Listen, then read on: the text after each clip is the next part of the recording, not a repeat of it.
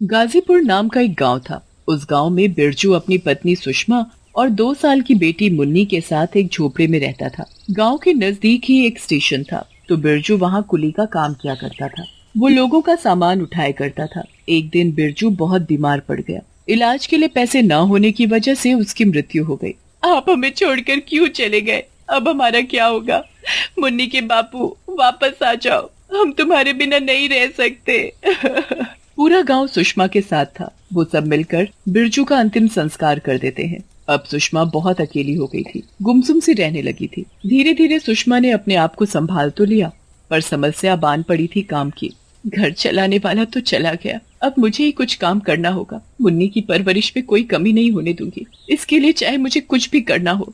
सुषमा सोच में डूबी हुई थी कि आखिर वो काम करे तो क्या करे, जिससे वो काम भी करे और मुन्नी का भी ध्यान रख सके। तभी सुषमा की नजर बाहर आंगन में लगे आम के पेड़ पर जाती है। उस पेड़ पर बहुत से कच्चे आम लगे थे। ये ठीक रहेगा, मैं इन सभी कच्चे आमों को तोड़कर स्टेशन पर बेचूंगी। सफर में जब सभी मसाला लगे मेरे कच्चे आम खाएंगे तो उन्हें जरूर स्वाद लगेंगे। ये सुषमा एक डंडे की सहायता से आमों को तोड़ने लगती है। तभी मुंशी चौपट लाल वहाँ खड़ा होता है। ओ सुषमा रानी, ये तू क्या कर रही है? दिखाई नहीं देता सेठ जी? आम तोड़ रही हूँ पेड़ से, फिर भी पूछ रहे हो? दिखाई तो सब देता है, पर तुझे पता नहीं कि ये पेड़ मेरे हिस्से में आता है, तो ये पेड़ और इस पेड़ के सभी आम भी मेरे हुए। खबरदार जो इस पेड़ को आपने अपना कहा। लाला, ये पेड़ और ये जमीन मेरे पति की है, इस पर तुम्हारा कोई हक नहीं, इसलिए इस पर अपना हक जमाना छोड़ो और जाओ यहाँ से। क्या सबूत है ये जमीन तेरे पति की है? कुछ है सबूत तेरे पास? सुषमा अंदर अलमारी से जमीन के कागज लाकर मुंशी को दिखाती है। मुंशी कागज देखकर वहाँ से चुपचाप चला जाता है। इस सुषमा रानी का कुछ तो करना पड़ेगा। मेरी बेइज्जती करके इसने अच्छा नहीं किया। अब तू देख मैं तेरा क्या हाल करता हूँ। वहाँ सुषमा पेड़ से कच्चे आम तोड़कर टोकरे में रखती है। एक हाथ में मुन्नी और दूसरे हाथ से सिर पर रखा टोकरा उठाए वो स्टेशन पर पहुँचती है। जैसे ही गाड़ी कुछ देर के लिए रुकती है, सुषमा आवाज लगाना शुरू कर देती है। कच्चा है पर बहुत रसीला है, थोड़ा नमक तो थोड़ा मसाला भरा है, एक बार खाओगे तो शरीर में ताजगी पाओगे। तभी ट्रेन की खिड़की से एक आदमी रमन उससे कच्चा आम मांगने लगता है। सुनो, क्या मुझे यह कच्चा आम दोगी? मैंने कभी नहीं खाया ऐसा कच्चा आम। हाँ साहब, अभी देती हूँ।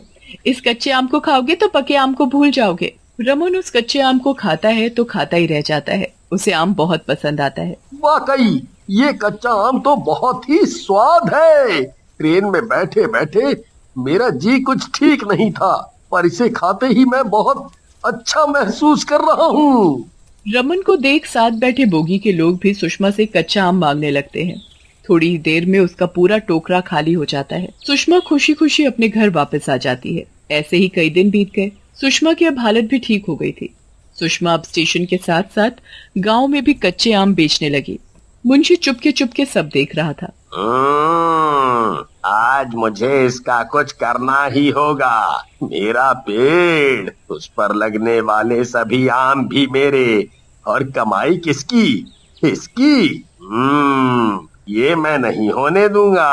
अपना आम का पेड़ तो मैं वापस लेकर रहूंगा। अगले दिन सुषमा जल्दी उठकर स्टेशन जाती है, क्योंकि आज ट्रेन सुबह 4 बजे आनी थी। सुषमा अपना कच्चे आमों का टोकरा लेकर खड़ी ही थी कि ट्रेन से सभी लोग एक साथ उतरने लगे। बहुत भीड़ हो जाती है। भीड़ का फायदा उठाते हुए छुपा हुआ मुंशी सुषमा को ट्रेन के नीचे धक्का दे देता है। तभी ट्रेन चल पड़ती है। ट्रेन के चलते ही सुषमा और उसकी बेटी ट्रेन के नीचे आने से मर जाते हैं। अच्छा हुआ मला टली। मुंशी वहाँ से चुपचाप चला जाता है। ट्रेन भी वहाँ से जा चुकी थी। पटरी पर माँ बेटी मरे पड़े थे। किसी ने उन्हें गिरते हुए नहीं देखा, किसी ने उनकी जान नहीं बचाई। वहाँ मरी हुई सुषमा से तभी आत्मा निकलती है और चुड़ैल बन जाती है। मुन्नी, हे भगवान, तूने कैसे कैसे दिन दिखाए। तू मुझे मार देता, पर तूने मेरी बेटी को क्यों मारा? ये सब इस ट्रेन में बैठे लोगों की वजह से हुआ है। ये लोग मुझे धक्का नहीं देते तो मेरा और मेरी मुन्नी का ये हाल नहीं होता। मैं किसी को नहीं छोड़ूंगी, सबको मार दूंगी। चुड़ैल अपनी बच्ची के शव को उठाती है और किसी सुनसान जगह पर जाकर उसे गाड़ देती है। उस पर थोड़े फूल चढ़ाती है और वहाँ से चली जाती है। अगले दिन चुड़ैल घूंघट ओढ़े स्टेशन पर आम बेचने जाती है। सुनो, क्या मुझे ये आम दोगी? यहाँ स्टेशन पर कुछ ढंग का तो है नहीं खाने को, तो इसे ही खा लूं मैं। इसे खाने से कम पेट को कुछ तो राहत मिलेगी। अरे साहब, कुछ क्यों, बहुत राहत मिलेगी, क्योंकि ये मेरे कच्चे आम हैं। इन पर मैं खास मसाला डालती हूँ। एक बार खाओगे तो बार बार मांगोगे मेरे ये कच्चे आम। तो फिर देर किस बात की? लाओ लाओ, जल्दी लाओ, नहीं तो मेरी ट्रेन छूट जाएगी। मुसाफिर हाथ में कच्चे आम लिए फटाफट ट्रेन में चढ़ जाता है। अपनी सीट पर वो आराम से बैठता है और कच्चे आम खाना शुरू करता है। इतने में ट्रेन भी चल पड़ती है, पर थोड़ी ही देर में मुसाफिर को घुटन महसूस होने लगती है और वो अपना गला पकड़कर तड़पने लगता है। उसके मुंह से खून बहने लगता है और वो तभी मर जाता है। अरे, इसे क्या हुआ? अभी तो ये ठीक ठाक था, फिर क्या हुआ इसे? इसके मुंह से खून भी निकल रहा है।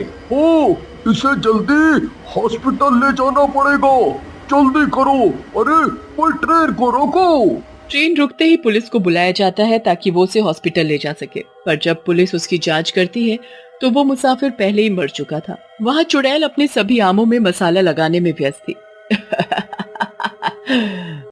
मरेंगे, सभी मरेंगे, मैं सबको मार दूंगी। जो भी ट्रेन से स्टेशन पर आएगा मैं उन सबको मार दूंगी, अपने ये कच्चे कच्चे आम खिलाकर, क्योंकि मैंने इन आमों में जहर जो मिलाया है। वो मुसाफिर चुड़ैल के जहरीले कच्चे आम खाकर ही मरा था। फिर से ट्रेन के रुकने का इंतजार करती है। कुछ ही देर में स्टेशन पर ट्रेन आती है। आज एक से काम नहीं चलेगा, आज तो मैं यहाँ लाशों का ढेर लगा दूंगी। लोगों को तड़प तड़प के मरते हुए ही तो मैं देखना चाहती हूँ। इस स्टेशन को मैं कब्रिस्तान बना दूंगी। तभी कुछ लोग चुड़ैल के कच्चे आम देखकर उसके पास जाते हैं। इनकी गंध मुझे यहाँ खींच लाई है। जब इनकी महक ही इतनी अच्छी है तो खाने में कितने स्वादिष्ट होंगे। मुझे ये कच्चे आम जल्दी दो, मुझे भी चाहिए। मुझे 4 देना, मैं अपने बच्चों को खिलाऊंगी। उन्होंने पहले तो न इन्हें देखा है और न कभी खाया है। इन्हें पैक करके दे दो, हम सब ट्रेन में बैठकर ही खाएंगे आराम से। क्यों नहीं, ये देखो सभी कितने मजे से खा रहे हैं। इसलिए तुम्हारे बच्चों को भी ये कच्चे आम बहुत पसंद आएंगे। पूनम हाथ में आम लिए ट्रेन में चढ़ जाती है। थोड़ी ही देर में चुड़ैल का टोकरा पूरा खाली हो जाता है। सभी अपने अपने आम खा चुके थे। तभी एक के बाद एक नीचे गिरने लगते हैं। तुम सबने मुझे और मेरी बेटी को मारा था ना, ये उसका बदला है। जैसे मेरी बच्ची मरी थी वैसे तुम लोगों के बच्चे भी मरेंगे। तभी वहाँ एक भिखारी पुलिस को अपने साथ लिए हुए आता है। इसने ही मारा है सभी को, मैंने खुद देखा। जिसने भी इसके ये आम खाए वो इसके आम खाते ही मर गया। इसने जरूर कुछ मिलाया था इन आमों में। ए, घूंघट हटा, अपना चेहरा दिखा। अब तू जेल जाने के लिए तैयार हो जा, पर उससे पहले जल्दी से ये घूंघट हटा। जरा मैं भी तो देखूं इस खूनी को। ले देख मेरा चेहरा, मैं चुड़ैल हूँ, चुड़ैल। हाँ, मैं नहीं मारा इन सबको जानबूझकर। ये तो घूंघट पर चुड़ैल थी। अरे भागो, जल्दी भागो यहाँ से, नहीं तो ये हमें भी मार देगी। चुड़ैल को देखकर पुलिस और भिखारी वहाँ से भाग जाते हैं। चुड़ैल अपनी जीत की खुशी मनाई रही होती है कि तभी उसके सामने उसकी बेटी की रूह आकर खड़ी हो जाती है। माँ, आप बेगुनाह लोगों को मार रही हैं। इन लोगों ने हमें नहीं मारा, हमें तो मुंशी ने मारा है। उसने भीड़ का सहारा लेकर हम दोनों को ट्रेन के नीचे धक्का दे दिया था। ये सब उसी ने किया है। अगर सजा देनी है तो उसे दो, इन मासूम लोगों को नहीं। सबसे पहले उन लोगों को बचाओ जिसने अभी तुम्हारे आम नहीं खाए। इतना बोलकर मुन्नी की रूह गायब हो जाती है। मुंशी, जरूर तूने ये सब जमीन और उस पर लगे आम के पेड़ के लिए किया होगा। अब तू मुझसे बचकर नहीं जाएगा। चुड़ैल सबसे पहले ट्रेन में जाती है और सभी को उन कच्चे आमों में जहर होने की बात बताकर फौरन वहाँ से मुंशी के पास पहुँचती है। चुड़ैल,